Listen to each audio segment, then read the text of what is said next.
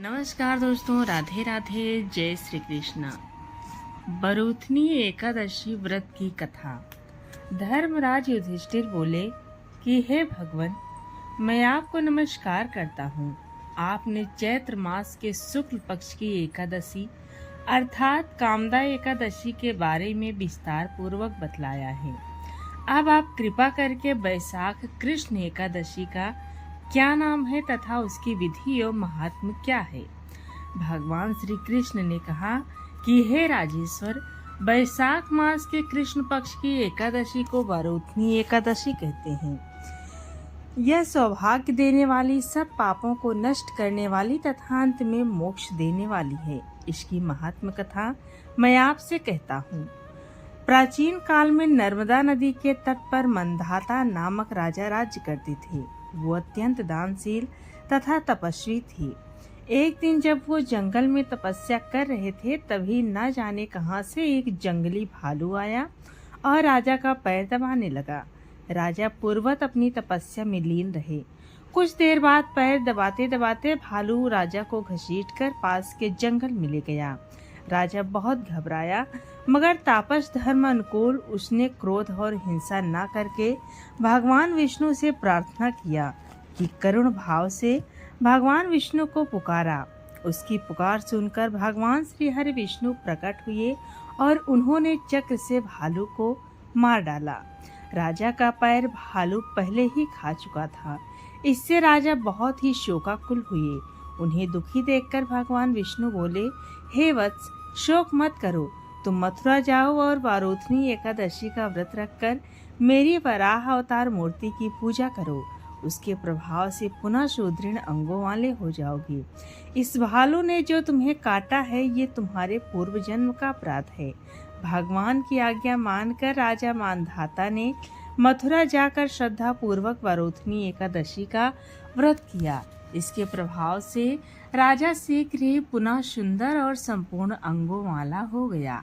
इसी एकादशी के प्रभाव से राजा मानधाता स्वर्ग गए थे। जो भी व्यक्ति भय से पीड़ित है, उसे बरूथनी एकादशी का व्रत रखकर भगवान विष्णु का स्मरण करना चाहिए। इस व्रत को करने से समस्त पापों का नाश होता है। तो दोस्तों, ये थी बरूथनी एकादशी व्रत कथा। आपको कैसी लगी कमेंट में ज़रूर बताएं, और अच्छी लगी तो हमारे चैनल को सब्सक्राइब करना बिल्कुल भी न भूलें। नमस्कार दोस्तों, राधे राधे, जय श्री कृष्ण। मोहिनी एकादशी व्रत कथा। धर्मराज युधिष्ठिर ने कहा, हे भगवान, मैं आपको नमस्कार करता हूँ। आपने वैशाख मास के कृष्ण पक्ष की एकादशी अर्थात बरूथनी एकादशी के बारे में विस्तार पूर्वक बतलाया। अब आप कृपा करके वैशाख शुक्ल एकादशी का क्या नाम है तथा उसकी कथा क्या है, इस व्रत की क्या विधि है, ये सब विस्तार पूर्वक समझाएं। तब भगवान श्री कृष्ण कहने लगे कि हे धर्मराज, वैशाख मास के शुक्ल पक्ष की एकादशी को मोहिनी एकादशी के नाम से जाना जाता है।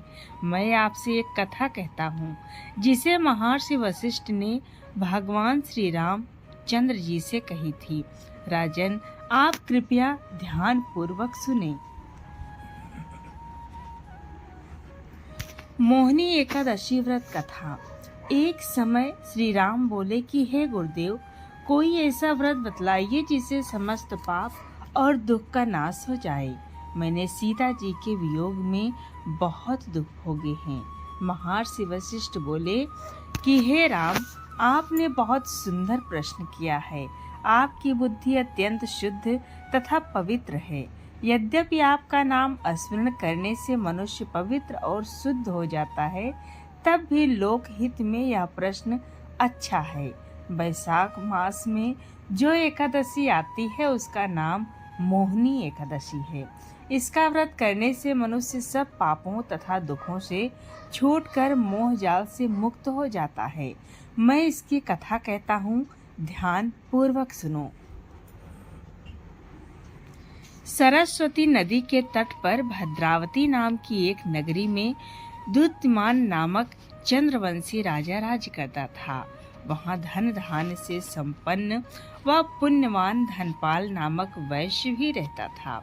वो अत्यंत धर्मालु और भगवान विष्णु भक्त था। उसने नगर में अनेक भोजनालय, प्याऊ, कुएं, सरोवर, धर्मशाला आदि बनवाए थे। सड़कों पर आम, जामुन, नीम आदि के अनेक वृक्ष भी लगवाए थे। उसके 5 पुत्र थे, सुमना, सुबुद्धि, मेधावी, सुकृति और दृष्ट बुद्धि। इनमें से 5वां पुत्र दृष्ट बुद्धि महापापी था। वो पितर आदि को नहीं मानता था। वो वैश्य दुराचारी मनुष्यों की संगति में रहकर जुआ खेलता और पर स्त्री के साथ भोग विलास करता तथा मद्य मांस का सेवन करता। इसी प्रकार अनेक कुकर्मों में वो पिता के धन को नष्ट करता रहता था। इन्हीं कारणों से त्रस्त होकर पिता ने उसे घर से निकाल दिया था। घर से बाहर निकलने के बाद वो अपने गहने और कपड़े बेचकर अपना निर्वाह करता था। जब सब कुछ नष्ट हो गया तो वैश्या और दुराचारी साथियों ने उसका साथ छोड़ दिया। अब वो भूख प्यास से अति दुखी रहने लगा। कोई सहारा न देख चोरी करना सीख गया। एक बार वो पकड़ा गया तो वैश्य का पुत्र जानकर चेतावनी देकर छोड़ दिया गया, मगर दूसरी बार फिर पकड़ में आ गया। राजाज्ञा से इस बार उसे कारागार में डाल दिया गया। कारागार में उसे अत्यंत दुख दिए गए। बाद में राजा ने उसे नगरी से निकाल जाने को कहा। वो नगरी से निकलकर वन में चला गया। वहाँ वन्य पशु पक्षियों को मारकर खाने लगा। कुछ समय पश्चात वो बहेलिया बन गया और धनुष्वान लेकर पशु पक्षियों को मार मार कर खाने लगा। एक दिन भूख प्यास से व्यथित होकर वो खाने की तलाश में घूमता हुआ कौंडिन्य ऋषि के आश्रम में पहुंच गया। उस समय वैशाख मास था और ऋषि गंगा स्नान करके आ रहे थे। उनके भीगे वस्त्रों के छींटे उस पर पड़ने से उसे कुछ सुबुद्धि प्राप्त हुई। वो कौंडिन्य मुनि से हाथ जोड़कर कहने लगा कि हे मुनि, मैंने जीवन में बहुत पाप किए हैं। आप इन पापों से छूटने का कोई साधारण बिना धन का उपाय बतलाइए। उसके दीन वचन सुनकर मुनि ने प्रसन्न होकर कहा कि तुम वैशाख शुक्ल की मोहिनी एकादशी का व्रत करो। इससे अनेक जन्मों के किए हुए मेरु पर्वत जैसे समस्त महापाप भी नष्ट हो जाते हैं। मुनि के वचन सुनकर वो अत्यंत प्रसन्न हुआ और उनके द्वारा बताई गई विधि के अनुसार व्रत किया। हे राम, इस व्रत के प्रभाव से उसके सारे पाप नष्ट हो गए और अंत में वो गरुड़ पर बैठकर विष्णु लोक को गया। इस व्रत के मोह से आदि सब कुछ नष्ट हो जाता है। संसार में इस व्रत से श्रेष्ठ कोई व्रत नहीं है। इसके महात्म्य को पढ़ने से अथवा सुनने से 1000 गौदान का फल प्राप्त होता है।